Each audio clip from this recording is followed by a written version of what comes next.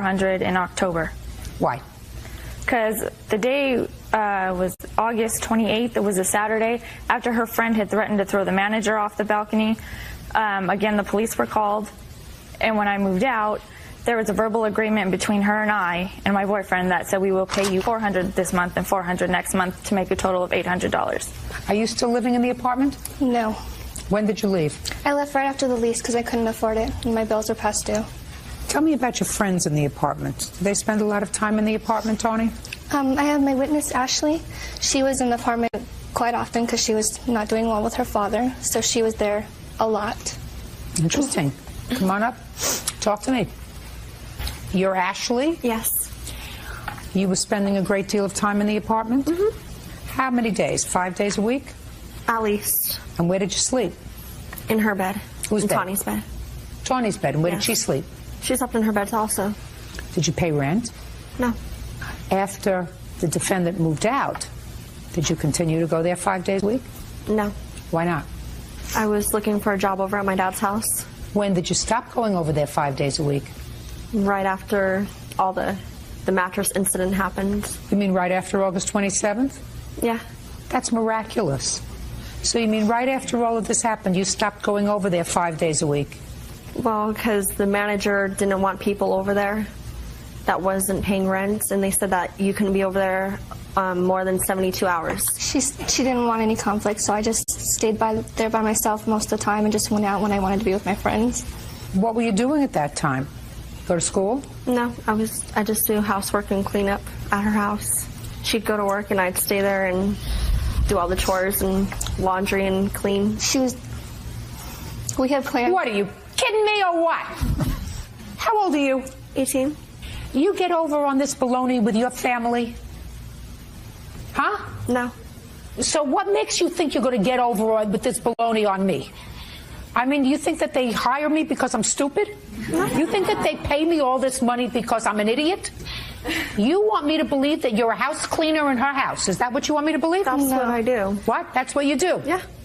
No, she just stayed with me. She was trying to look for a job, and in the morning she'd clean up, and help me out. What? She was helping me out by. Are you a big slob? Why No. should you? You're one person. You're one person. Why should you need to have a brigade of people to take care of you? I was just helping her out because she needed a job and she couldn't stay with her dad, so she stayed with me a lot. Right. That wasn't the arrangement, Tawny, my dear.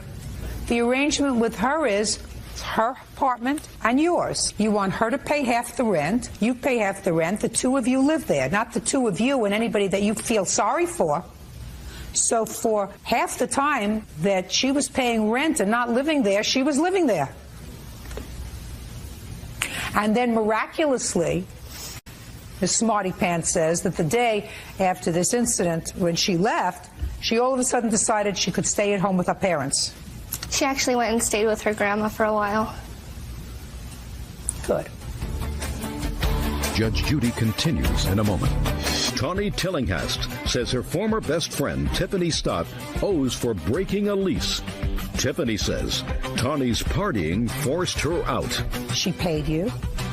She came home. She found things going on in there that she didn't like. People living there that weren't supposed to be living there. And she was gracious enough to pay you for 2 months, or a substantial part of it for 2 months, and she wasn't there at all. She was never there to begin with. I got it. I got it. That's why you had the apartment to yourself. You could invite anybody who you wanted to come on over and live there, which you did. So she was very nice to you. You should have started to advertise immediately when she moved out to get a new roommate. Did you do that? I tried to see if any of my friends... Did you advertise for a new roommate? It was only a one-bedroom. No one wants to share a one-bedroom. Okay. Now, are you pursuing your counterclaim for the ruined mattress? I don't need to. Once she brought this upon me, I figured I might as well bring something upon her. Well, by bringing it upon her, you're also visiting it upon Bird and me. You don't want to do that, do you? No. Perfect. What do you do? I'm an office manager. You're talking to your parents? Yes. Great. Keep that open. That's the one constant that you have. Okay? Okay. Good. You withdrawing your claim for the mattress? Yes. Perfect. And your case is dismissed. That's all.